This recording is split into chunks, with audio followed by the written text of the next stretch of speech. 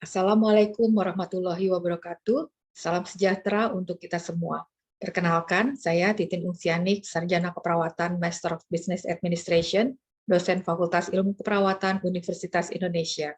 Pada kesempatan yang berbahagia kali ini, saya akan berbagi tentang pemeriksaan ginekologi. Sumber utama pada presentasi saya kali ini adalah dari buku Maternity and Women's Healthcare, edisi ke-11, karya Laudermilk, Perry, Cation, and Alden tahun 2016.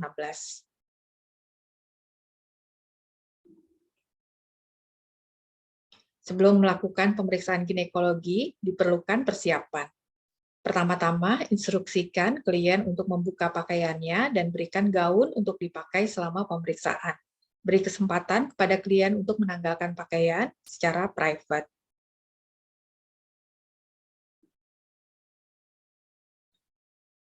Pertama-tama kita lakukan pemeriksaan umum head to toe ya, dari kepala sampai ke kaki, meliputi penampilan umumnya, usia, ras, jenis kelamin, keadaan kesehatan, postur, tinggi badan, berat badan, perkembangannya, apakah dia remaja, dewasa, atau lansia, kemudian kebersihannya, afeknya, orientasinya, ya, keterampilan berkomunikasinya juga.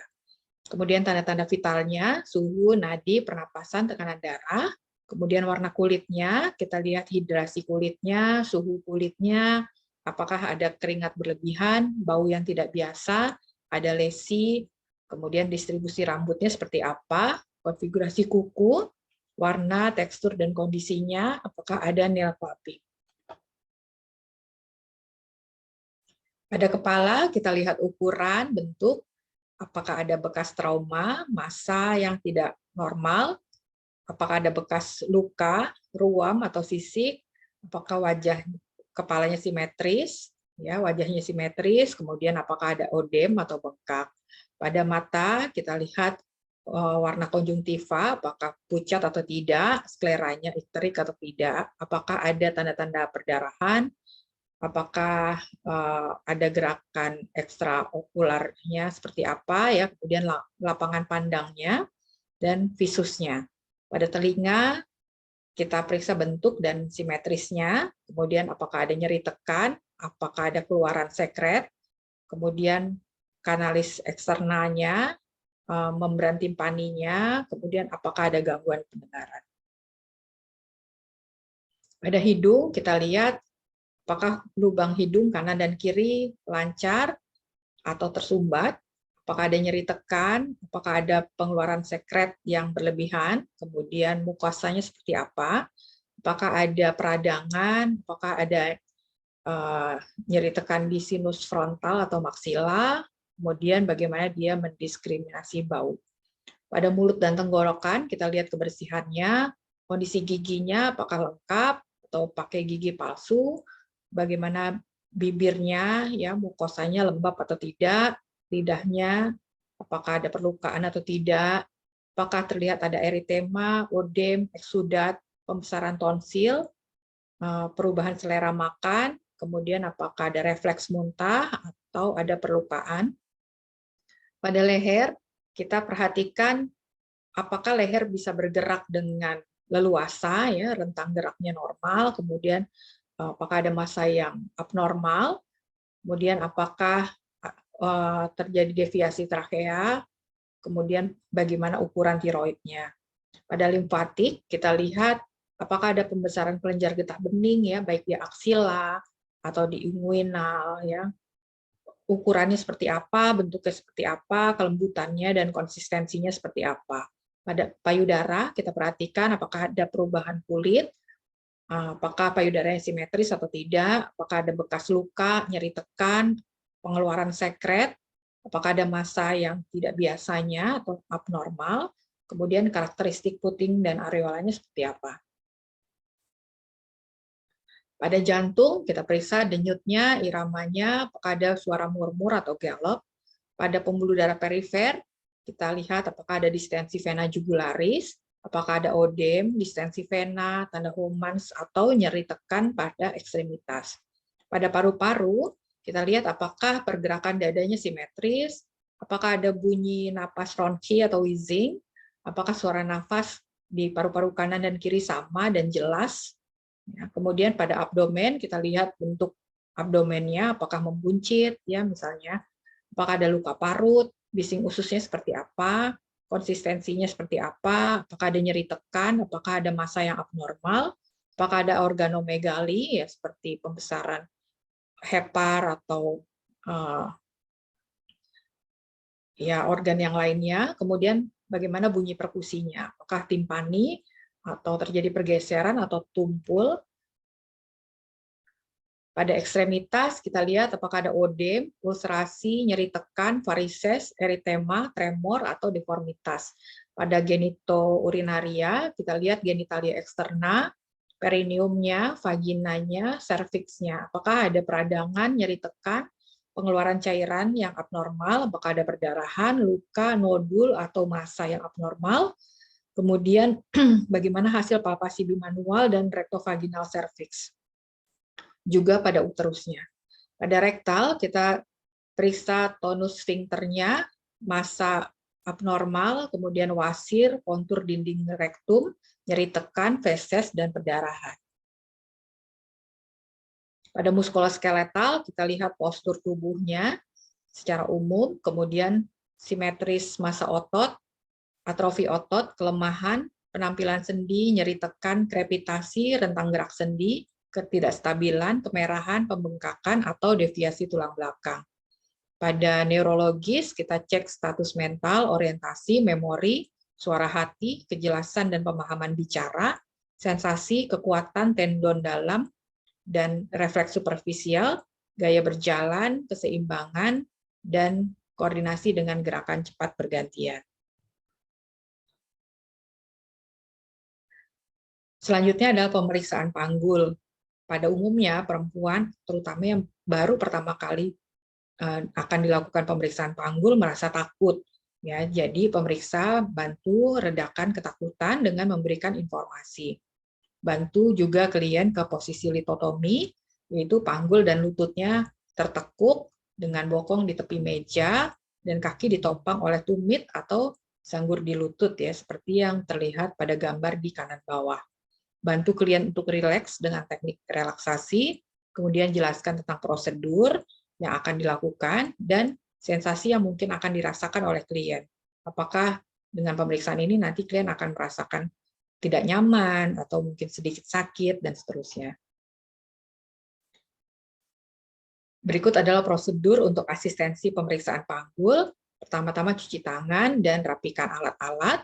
Kemudian minta klien mengosongkan kandung kemih sebelum pemeriksaan, dan apabila diperlukan spesimen urin yang bersih, maka perlu sekalian diambil. Bantu dengan teknik relaksasi, minta klien meletakkan tangannya di dada, kira-kira setinggi diafragma, dan bernafas dalam dengan perlahan. Ajak klien untuk terlibat dalam pemeriksaan, misalkan beri cermin yang dapat ditempatkan sehingga si klien bisa melihat area yang sedang diperiksa. Ini jika kliennya berkenan, ya. Kemudian kaji dan atasi tanda-tanda masalah seperti hipotensi pada saat klien terlentang. Jadi perlu kita ingatkan kepada klien apabila selama pemeriksaan klien merasa pusing atau mungkin merasa tidak nyaman, minta klien untuk melaporkan kepada pemeriksa. Hangatkan spekulum dalam air hangat jika spekulum hangat tidak tersedia. Anjurkan klien untuk mengejan saat spekulum dimasukkan, gunakan sarung tangan, dan bantu pemeriksa mengumpulkan spesimen untuk pemeriksaan sitologi seperti pada saat pemeriksaan pap smear. Setelah menangani spesimen, lepaskan sarung tangan dan cuci tangan sampai bersih, kemudian kenakan sarung tangan kembali, jadi pakai sarung tangan yang bersih lagi. Lumasi jari pemeriksa dengan air atau pelumas yang larut dalam air sebelum pemeriksaan bimanual. Bantu klien setelah selesai pemeriksaan untuk kembali ke posisi duduk dan kembali ke posisi berdiri. Sediakan tisu untuk menyekap lumas dari perineum dan berikan privasi bagi klien saat berganti pakaian. Ini adalah inspeksi eksternal. Silakan saudara sambil melihat gambar di sebelah kiri. Pemeriksa memakai sarung tangan dan duduk di sebelah kaki meja pemeriksaan, ya, untuk memeriksa genitalia eksterna dan pemeriksaan spekulum. biasanya kita menggunakan lampu sorot ya, sehingga area yang diperiksa bisa terlihat dengan baik. Kita bisa melihat genitalia eksterna yang meliputi klitoris, labia, dan perineum, diperiksa dan inspeksi kematangan seksualnya, lesi yang mengindikasikan adanya infeksi menular seksual, kemudian juga bekas luka pasca melahirkan atau trauma lainnya. Jelaskan apa yang akan dilakukan dan apa yang mungkin klien akan rasakan, ya, seperti ada rasa ditekan, ya, dan seterusnya. Kemudian lebarkan labia untuk memperlihatkan struktur di ruang depan, ya, meliputi meatus urinarius, kelenjar skin, lubang vagina, dan kelenjar Bartolini. Palpasi area kelenjar Bartolini, cek adanya pembengkakan, sekret, dan nyeri. Kemudian bentangkan labia dengan telunjuk dan jari tengah dan minta klien untuk sedikit mengejar. Cek adanya tonjolan dari dinding anterior yang mengindikasikan adanya uretrokel atau sistokel, atau tonjolan di dinding posterior yang mengindikasikan adanya rektokel.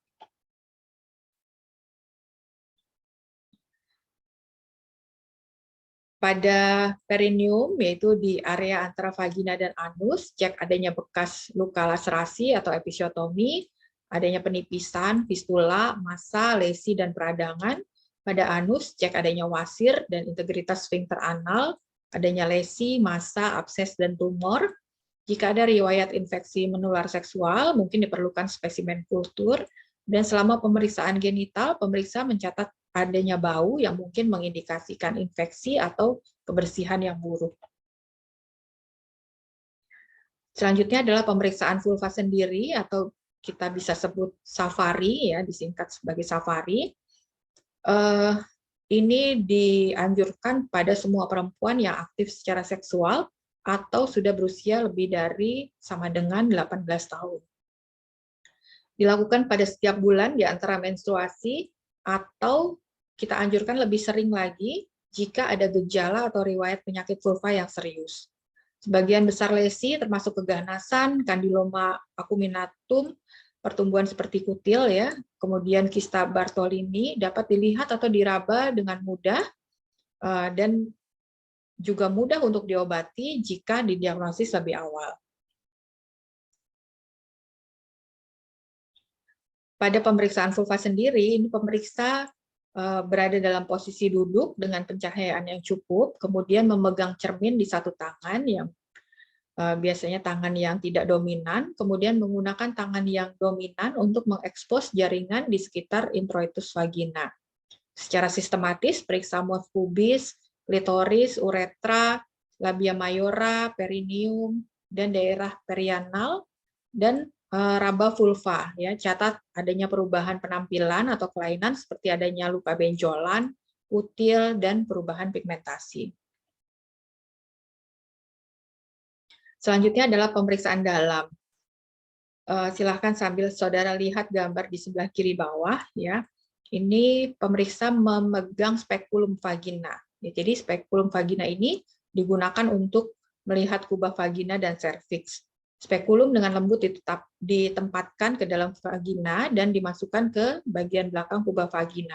Nanti kita lihat gambarnya untuk step-step pemasangan spekulum ini, ya. Kemudian pisaunya dibuka dan dikunci. Serviks diperiksa untuk posisi dan penampilannya, ya, meliputi warnanya, apakah ada lesi, perdarahan, dan sekret. Kemudian ambil spesimen untuk pemeriksaan sitologi.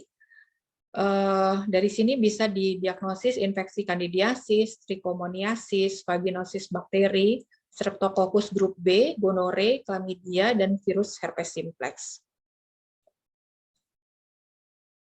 Nah, ini adalah langkah-langkah untuk memasang spekulum, ya. Anda lihat dari gambar A, itu pertama tangan yang tidak dominan membuka agar terlihat lubang vaginanya, kemudian gambar B, ini tangan yang dominan mulai memasukkan spekulum dengan posisi oblik, ya, jadi sedikit miring. Kemudian setelah mulut spekulum semuanya masuk, kemudian barulah spekulumnya dibuka, ya, pisau spekulum dibuka, dan itu ada di gambar C, kemudian dikunci Ini ada di gambar D.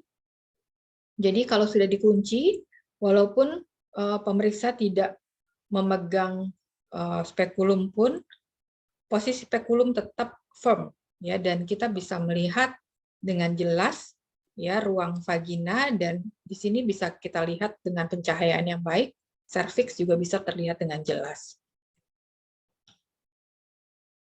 Selanjutnya adalah pemeriksaan pap smear. Ini dilakukan masih dengan spekulum, ya, seperti tadi spekulumnya terpasang. Ya, kondisi karsinogenik baik potensial atau aktual dapat ditentukan dengan pemeriksaan sel dari serviks yang dikumpulkan selama pemeriksaan panggul. Jadi setelah spekulum dipasang, kemudian kita masukkan spatula, ya, seperti terlihat pada gambar di bawah, untuk menggaruk sedikit ya area serviks untuk mendapatkan sel yang akan diperiksa di laboratorium. Selanjutnya ada pemeriksaan dinding vagina.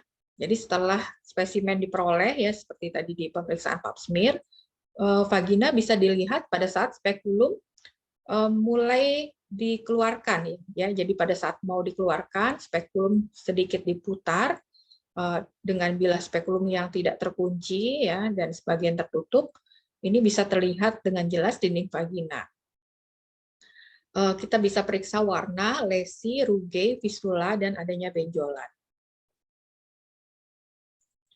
Kemudian ini adalah inspeksi bimanual. Silakan saudara lihat gambarnya di sebelah kiri. Pertama-tama pasang sarung tangan, kemudian beri pelumas pada 2 jari tangan yang dominan. Vagina dipalpasi untuk mengetahui adanya distensibilitas, lesi, dan nyeri tekan. Serviks diperiksa untuk posisi, bentuk, konsistensi, motilitas, dan lesi. Fornix di sekitar serviks juga dipalpasi.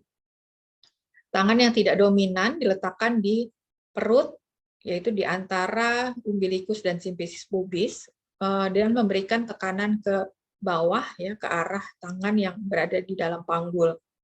Kemudian uterus dinilai posisi, ukuran, bentuk, konsistensi, keteraturan, motilitas, massa, dan nyeri tekan. Demikian pemeriksaan ginekologi yang dapat saya sampaikan. Terima kasih banyak atas perhatiannya. Semoga bermanfaat. Wassalamualaikum warahmatullahi wabarakatuh. Salam sejahtera untuk kita semua.